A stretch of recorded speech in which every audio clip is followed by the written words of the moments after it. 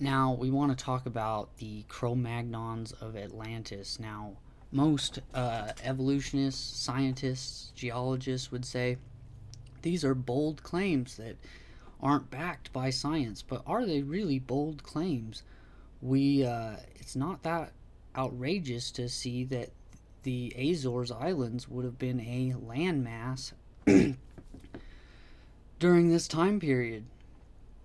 Um, it's also not that. Now, what's the evidence for the Cro-Magnons living across this area? Well, there's a man named Dennis Stanford who suggests a movement from Europe to North America. Highly controversial subject. Would put the most people would learn in schools that uh, the North America and South America were populated by Asian people crossing the Bering Land Bridge across Alaska and Russia, across the ice sheets. Um, but there has been substantial evidence to support the idea that people of Europe and the people of North America were the same people. Now, what's the evidence, right? Well, what we have is Stone Age tools. Now, what Dennis Stanford has found is these spear tip points called Clovis Points in North America. Now, all across North America, we find these Clovis sites, okay, where these people were chipping and flaking these bifacial spear points. Prior to the Clovis points, what we have is people sharpening one edge of a rock to a point and hooking it to a spear. So you have this sharp, like a knife, where it's sharp on one side, it's dull on the other side, and it comes to a point. And that would be the Stone Age spear point that most people would have used during the Stone Age. Now, the Clovis points are a little more advanced. These use a bifacial chipping effect where both sides of this thing are sharpened to a razor edge, just like a Roman spear or any spear that would have been made during the Bronze Age, um, where it's completely sharp on both sides. Okay, now these points in were found in a place called Clovis, New Mexico. That was the location where they were found, and that's where they get their name from. Since they were discovered, though, there's been thousands and thousands and thousands of Clovis points, and what they found about these is that they were groups of people who almost specifically hunted mammoths only. Okay, um, expert mammoth hunters. Okay, and that is why the Clovis spear points are used. That's what they were used for, was hunting mammoths professionally.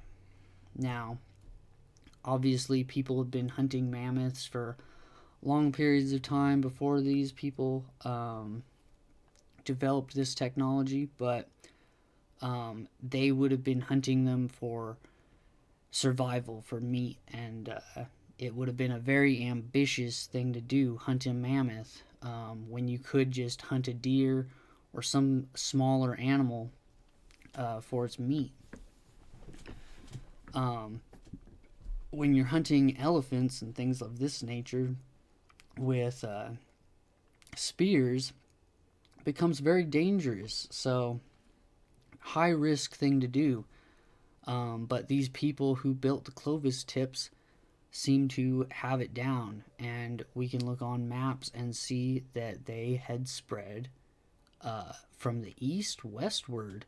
And if you look at this map, you'll see that it really matches. When I saw this map for the first time, I did not know what I was looking at, and I thought I was looking at early United States colonization, from the 13 colonies moving out westward with the Louisiana Purchase and the peopling of the Americas in the 1800s. Turns out, nope, it's 15,000 years ago, and it's Clovis Points being found.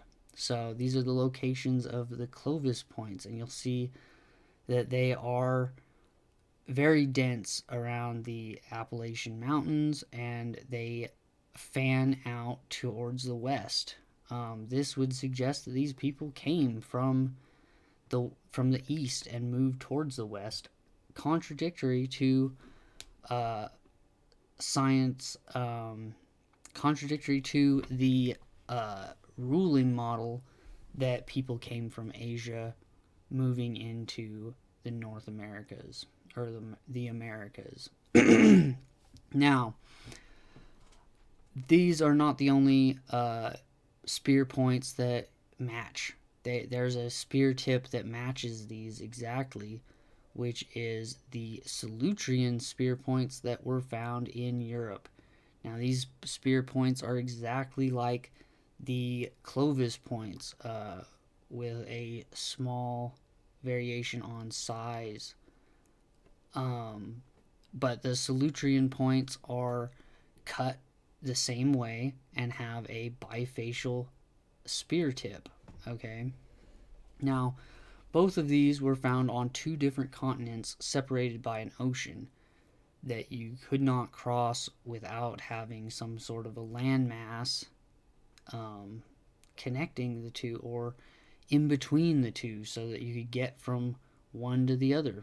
Now, if you look at these two locations, they span out, and you see the Solutrean spear points starting in Spain and Morocco, northern Africa area, and expanding eastward.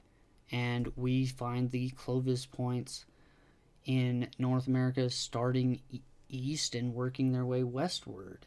This would suggest an army of people, a mass populace of people moving from some source in the Atlantic Ocean out to both of these locations and spanning across the globe. This matches the accounts of Plato exactly, that these people in the in the legend of Atlantis, it says that these people had a great kingdom, a great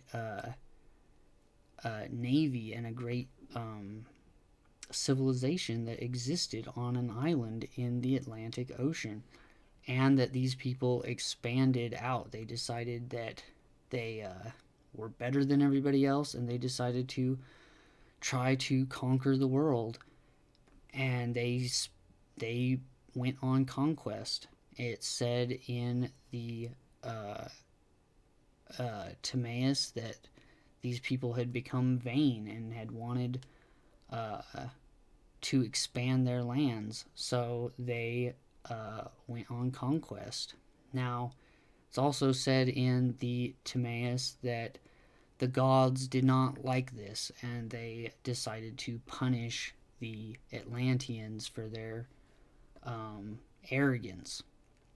So what happened was the island of Atlantis sank in a day and a night beneath the sea, and that is the account. If you look at the history of Atlantis as a myth, we find that things change quite drastically, especially coming into the 1800s. You have a man named Ignatius Donnelly, who had written a book called The Antediluvian World, which is a fascinating book. It has a lot of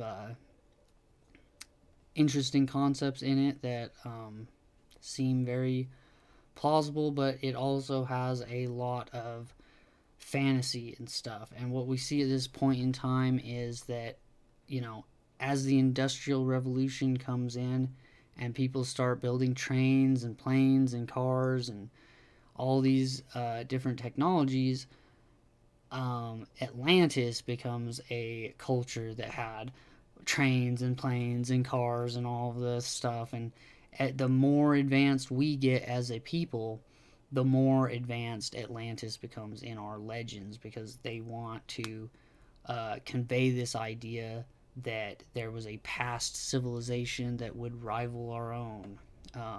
This comes from Plato himself, who said that Atlantis was a great civilization that would rival the Greeks.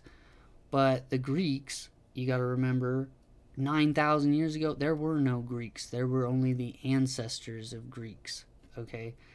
And they would have been a primitive people. So when we're talking about Atlantis, it's important to take away that we're not talking about an advanced culture that would rival, the United States or any other nation in the modern day. We're talking about a nation that was super advanced for the Stone Age. They would have been advanced enough to overwhelm the other people that lived in the lands that they conquered. So it's not saying that these people, in popular culture, yeah, Atlantis has, UFOs and that's where the aliens land, and, all this really dives into ancient alien theory. Now, but, Atlantis does not need to be a fantasy concept here.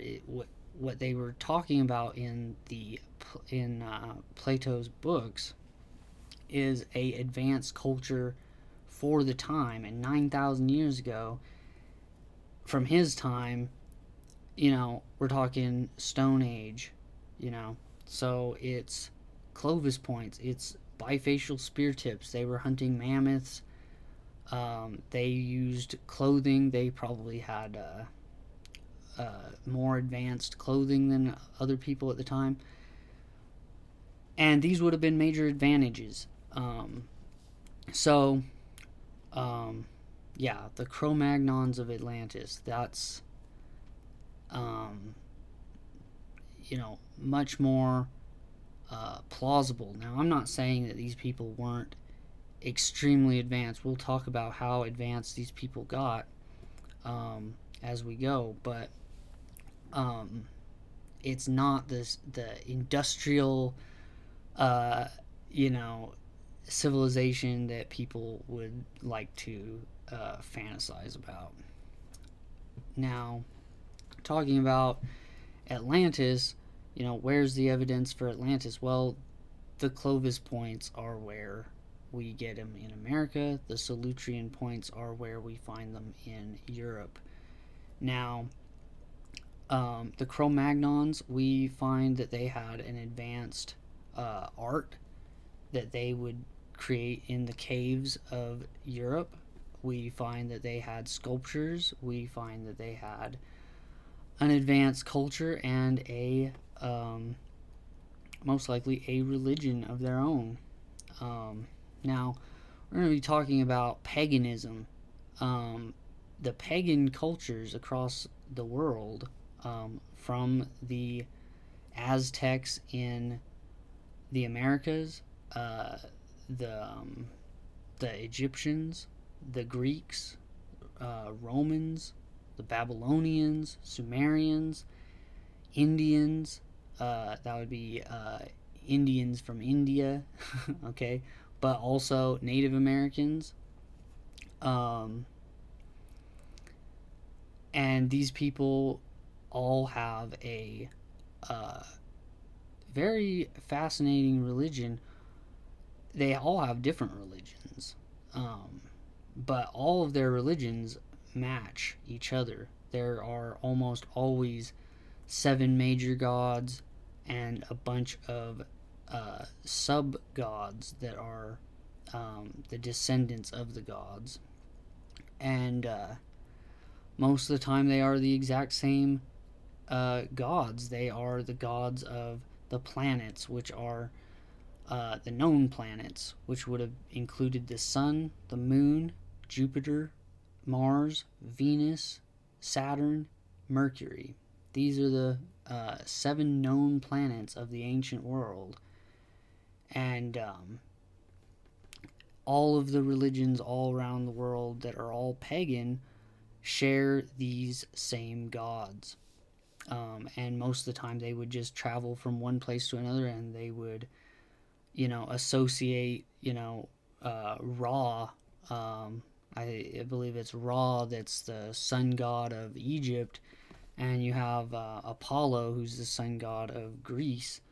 And so, they would just associate these two things as being the same thing. And mostly they were the same thing, they were just depicted slightly differently. But they often had the same exact attributes. This is another strong evidence for Atlantis, because how do you get a religion across the Atlantic Ocean in the New World of the Aztecs, and it matches pagan ideas that exist on the other side of the world? So these different cultures all share a mythology. And of course, because they're separated from time and space, they would have developed slightly different concepts, but the core of them is all the same. So, where's that come from? Well, it comes from Atlantis. It comes from the Azores and the Cro-Magnons who lived there and expanded out. And after the flood, after the deluge, where Atlantis sank beneath the sea, the remainder of them had developed their own civilizations, their own cultures, and they would have borrowed all of the backstory of their mythology from Atlantis.